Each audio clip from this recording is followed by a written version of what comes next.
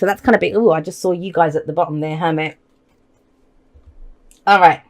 So let's have a look at what's going on here. We have the Wheel of Fortune coming up, and the Wheel of Fortune, it's a card. It's Wheel of Fortune, right? It's fate. What is fate? A lot of people get confused on this. Well, we have free will. We always get to choose what we're doing. And when we talk about free will and choices, a lot of people see that as, but no, Jay, I can't make someone else do this, and I can't do whatever, to affect your external reality. That's not what a choice is. And I have a whole podcast on this that I recorded about a year ago. The choice is on how choosing to experience. I'm not saying that where your heart focuses.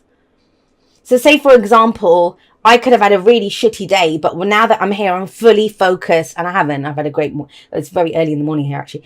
But, I'd be fully focused on what's going on with my reading. That this is the story. I'm fully immersed in it, fully present in where I am, not thinking about what happened in the past, not, oh my God, what are people going to think of this reading? That's what being in the moment is, being fully present right now. How do I feel right now? I feel great. Talking about the Wheel of Fortune right now. So then what does the Wheel of Fortune mean? It means when destiny steps in. Like, there's always things that happen in life that we don't have control over the physical aspect of it. The redundancies at work, or someone deciding they no longer want to be in a relationship, or, someone leaving home, or the landlord saying you're evicted, whatever, I'm closing down, I'm not putting this house on rent anymore, whatever. Those things we don't have control over. But the Wheel of Fortune says the wheel has turned, the season has changed. And it's our job. How do we turn that fate into our destiny? Is to recognize it as an opportunity and to walk through the door. That is our choice there. So if they let you go from that job, it's like, well, I never liked that job anyway. Let me go and start that business. Let me go and apply for that other job. Do you see what I mean? That's how we turn that fate into our destiny. We can do the 5 of Cups. Why did this happen? Why have I not got the support? Why is that gone? But it's seeing it as an opportunity. And the Wheel of Fortune is that. It's a new cycle begins. Now, it can be something that comes back round again. It may be the case for you, especially with the 5 of Wands, and it came up at the beginning, right? These two have they have a lot of significance because they came up right out of the deck. First 2 cards out, and they're very prominent, interacting with each other in the reading as well. But if that situation comes back round again, whether it's with the same person, whether it's the same company, whether it's whatever, it could be a brand new job, it could be a brand new relationship, whatever. It's on us to do it differently. Now that's underlying. So this is a lot of fate and destiny. Both of these cards talk about fate and destiny. We have the Lovers coming up with this. Now, the Lovers, yes, it can be around a relationship, whatever the nature of that relationship. But at its core, what the Lovers talks about is what we love. What we love. They're called the Lovers. They're not called the Thinkers. And I do see, I've talked about this often, it's number 6. And the Devil is number 15, which adds up to a 6 as well. They are 2 sides of the same coin. But at the Lovers, we are what our heart is called to. And a lot of people say it's a head or heart decision. It isn't a real decision. It's actually the heart has picked, this is what I love. This is how I want to feel. This is what makes me feel good. This is good for us. The heart is screaming that out. This is good for us. That person, that job, that situation, that career move. It's something that we must do. But it's good for us, right? And so the choice is then the head gets on board to give the heart what it wants. That's how this works. The Lovers is the illusion of distance. The Devil is the illusion of being stuck. They're both illusions. I see them. It's owning, well, my heart loves this. And then seeing an opportunity for how we do that. It's there with the Wheel of Fortune, but we may not see it. So let me talk about that. If this is around a relationship, it feels very fated and destined, but it feels like someone's avoiding it. It's general, so it can go both ways. Or, this could be whatever it is, the job, the business, whatever you want to turn around here. That's what I'm getting with this Wheel of Fortune, turning something around. I understand why, but it feels like you're not sure if you want to go for it, if you want to do this. That may be because you've had tower moments, the stars coming up at the heart of this. But right now, whatever your situation, it feels like you need hope. That's why the stars coming up there. The other thing with the Lovers, like I said, it's an illusion, right, of distance. Once your heart's picked it, it's yours. Then it's closing the distance between yourself and what you love. This is where we decide what we love. Don't forget the card after the Lovers, number 7, is the Chariot, where head and heart work together to get us there. And your head's giving you problems right now. Whenever you get the 8 of Swords, 9 of Swords, 3 of those kind of cards in the future, that's a projection of what we see coming in. What we see coming in. So right now, whenever you're watching this, you know, tarot timings are bizarre, but whatever the nature of what it is that you love, and remember this, and it's difficult for an earth energy, I get it. I'm an earth moon, I'm a Virgo moon, so I understand. If it's not physically there, it doesn't exist, right? It doesn't exist. But right now, your purpose is, what do I love? So I'll give you an example. If this was me, say I love the tarot. I love the tarot. I love it. But it's like, oh, I'll never be a tarot card reader and, you know, whatever. But that's assuming that I'm not, didn't have this channel or anything right at the beginning. No, because the opportunity is that if I talk about tarot, people can be interested in it. I can start a channel if I choose to. That's the point, right? It's like, I love tarot. The opportunity is there for me to be a tarot card reader, but it's going to require effort. And it's the relationship with where we've tried something before. That's the kind of issue that's coming up here. It's the past that, you know, is the kind of issue. And I don't even mean issue. It's more, that's where we're harkening back to. And that's not being in the present moment. That's not being in the present moment. So whatever you love, I just want to say it again. I want to make this very clear. You might dispute it, but I'll explain why you're disputing it as we go through this. Because the major arcanas, they are our major path in life. They affect everything. So this would be across the board. Whatever this thing is, it's big. Especially with the Wheel of Fortune come, that's massive change. With the Lovers, for you, it's change now for you to go for what you love. And with the Star, it's look up. The Star comes in after the Tower. And so if that Tower hadn't fallen, which can be very shocking and it feels like a loss, right? If that tower hadn't fallen, we would not be able to see the stars. We would not be able to see the stars. But it's about letting your heart go for whatever it wants. And you will know that. You will know what it is because the heart doesn't think in things or possessions or people. Like your heart is not going to say, I love John down the street, or I always use John and Sarah. I don't know why. Sorry to all the Johns and Sarahs out there. But, you know, that's not your heart. That's your head that is saying to your heart, okay, so you like feeling in love, or you like that aspect of yourself, that loving, whatever aspect. I'm going to, well, then there's John. Let's go for John. That's your head doing that. The heart doesn't think in specifics. And that's where people get very confused. When they say, I can't stop loving him, or I can't help this thing. That's the only thing I want. No, that's your head. That's keeping you trapped on that one thing. The heart, the language of the heart is feelings. And feelings, they can be triggered by people and things, all the rest of it. But they're still our feelings. So what the heart wants is to feel more of that. Right? With me so far? Good. I want to take a minute to explain that because that's big. Coming up as an underlying, that is what you're tackling this month. This energy. If nothing else, you can stop this right here. If you're done with it, that's your message. Go figure out what you love. Because that's when you love it, when you focus on this is how I want to feel, you will see more of it. And not just as a want of that feeling, like I want to feel love. All right, so what do you love right now? Because you get more of what you feel. Your feelings are a magnet. And that's why with the star coming in, it's asking you to look up and pick your star. Which one's your star? There's so many stars here. Which one is your star?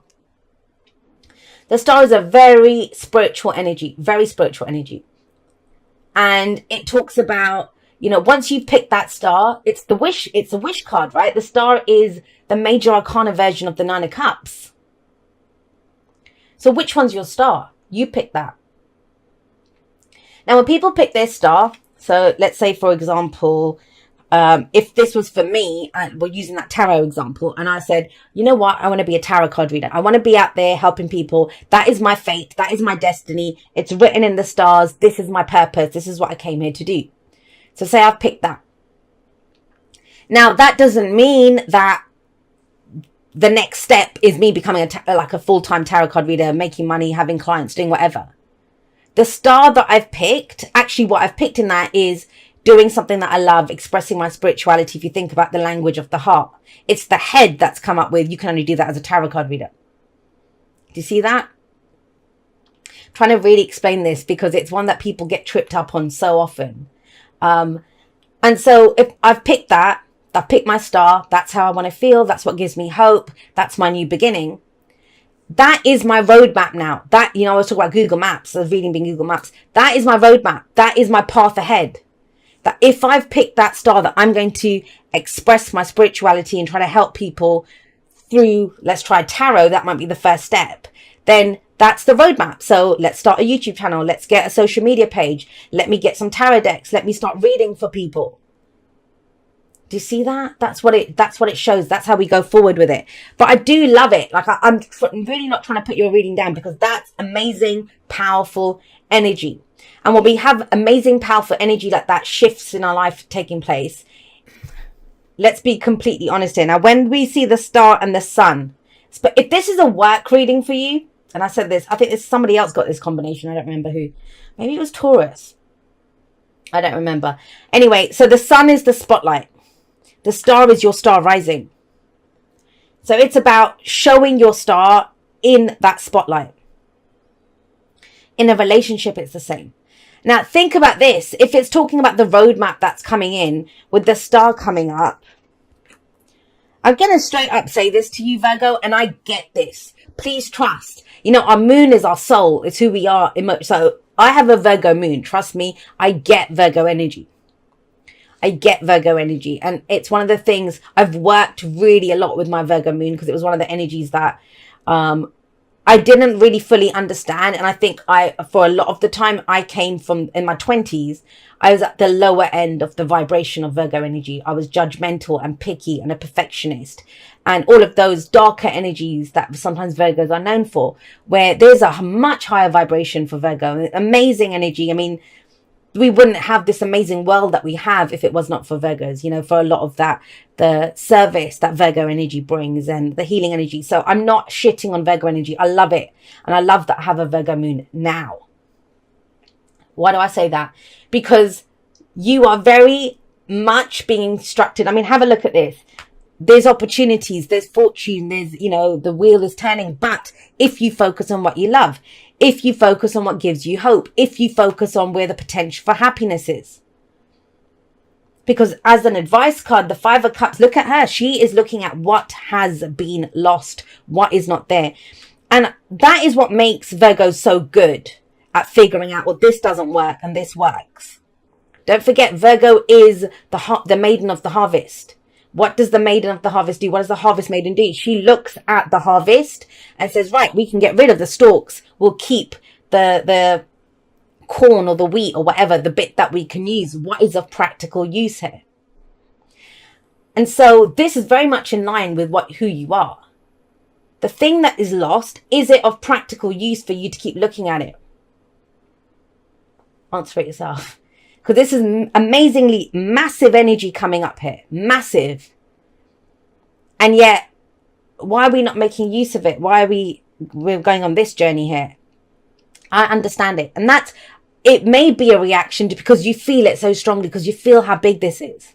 It's that overwhelming how connected you feel to this person. It's overwhelming the shit that you're in right now. And it just feels like, I can't look away from the train wreck or the shit show that my life is. But that's the only way that it will get brighter and bigger, right? You can look at the rubble of the tower, or you can look up and start looking at the new star. And there is a part of you that says, but Jay, I worked so hard in that tower, and you can't fix the tower. You can't fix that tower. That's the thing with the tower. And we always take a moment and sit and cry and look at the tower and think, wow, I put so much time and effort and energy into that, and it fell. But at some point we need to say, someone get this shit out of here. I'm building something new. Something that is worthy of me. Something that gives me hope. Something that I can see my happiness in. Because the sun very clearly says what you focus on now, it will grow. What you focus on, it will grow. You are the sun in the solar system of your life. You give life to whatever comes. This is a card of creation, new beginnings. That life force energy, because that's why there's always a child here. There's something very innocent about this card, right? Innocent joy. And the sun is the bird's eye view of the maze. The other thing, when you get swords and you've got some difficult swords energy coming up here, it's around the stories that we tell. So it may be like when you wake up in the morning, are you going over the kind of difficult stuff? When you're going to sleep at night, what are your dominant thoughts? You know, and that's not to say, I mean, I deal with difficult stuff, but I keep it in its place. I mean, I saw a message this morning from someone. I was not interested. Like, I swear I was not interested. I was like, seriously, this person back again? But I don't need that. I do not want to give my energy to something shit like that. And especially not when there's this kind of beautiful, fated, something that you love. And with this power coming in to kind of help you move towards it, to see a path towards it. Do not forget, the Virgo is the Knight of Pentacles. That Knight of Pentacles is always going to get the job done, one step at a time. What screws him up is where if he starts looking for fault in everything. If you had people like that, they walk into a situation and they would just see the fault. This is what's wrong here. And they start complaining about it or doing whatever. And it's like, that's not being in the moment. That's not accepting things as they are. That doesn't mean you have to put up with bullshit or shit service. That's not what it means. What do I love about this situation? It's shifting the focus. Shifting the focus from being critical and even self-critical. I mean, there's a lot of this self-criticism maybe coming in. That's very personal energy down the bottom there. That, you know, going from that kind of critical energy to, wow, what's good about this? What do we want to expand about this? Where's the potential for happiness in this situation? So with the Five of Wands, your foundation last month, last year, I understand. Because you've really put some effort into something. That's what the Five of Wands is. Showing up, you know, getting it done. As I said at the beginning, the card that comes after the Five of Wands is the Six of Wands. Recognition for the work that you put in. This is healthy competition. This is giving it your best, giving it your all. And you don't see it. I understand that because of this. But because of this effort, there's a beautiful opportunity now. That may not have gone how you wanted it to, but that's what we do when we have black and white thinking. It's either good or it's bad. It's easy or it's difficult. But the thing is, just because something's easy, it doesn't make it good. Just because something is difficult, it doesn't make it bad. You may have, I'll give you an example. Say you've trained really hard at some course you've done and you worked really hard for that promotion and you did whatever, you know, and you didn't get it. So that's where you think, well, screw it. What was the point of that? But maybe through going through that struggle, that thing, it's given you a new skill set.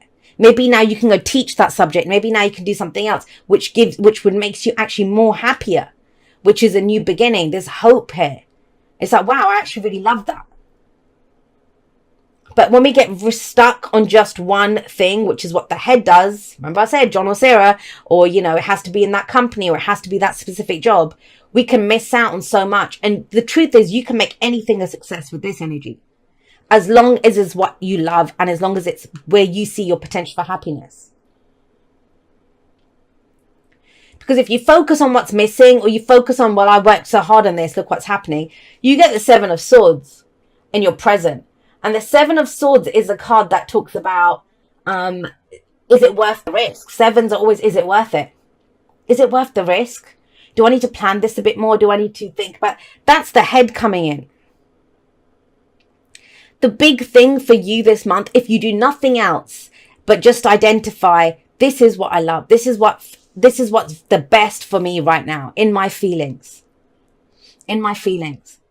This is what gives me hope. This is what makes me happy. If you can focus on that and really feel that energy, really feel that energy. There are no risks involved because the fact that you're doing a risk assessment means you're not looking at this. You're not focusing on what makes you happy. Because when you're happy, right? You don't think, oh my God, is it going to cost me to be happy? We're talking about emotions, the lovers, not the thinkers. The other thing with the Seven of Swords, I mean, have a look at her. She's running away from the future. I'll talk about these two together. So we have the Seven of Swords. Is it worth the risk? Is it, you know, whatever? And why? Why are you doing that? Because the projection forward, whenever you get Eight of Swords, Nine of Swords, the moon, any of that energy in the future, it's a projection. The cards would not predict, I don't even like that shit, but predict, oh, you're going to think that you can't do it. Like, what the hell? How can someone tell you what you're going to think? That's what you've got already. You've not just said right now it's not worth the risk. Why is it not worth the risk? Because in the past I put so much effort into something, didn't go down the way I wanted it to. And in the future, I may not be up to the challenge of doing it. And it's like, no, right now, let's pick it from right now. What makes me happy right now? I can change direction in the future. I could do something else. All right, my lovelies. I love you guys very much. Thank you so much for watching. Please trust that whatever you get up to in December, you will get what you need. You will get what you need. It isn't, because it doesn't always look like how we want it to, we think it's not working, but it is. I will see you next time, but that's all for now. Goodbye, my lovelies.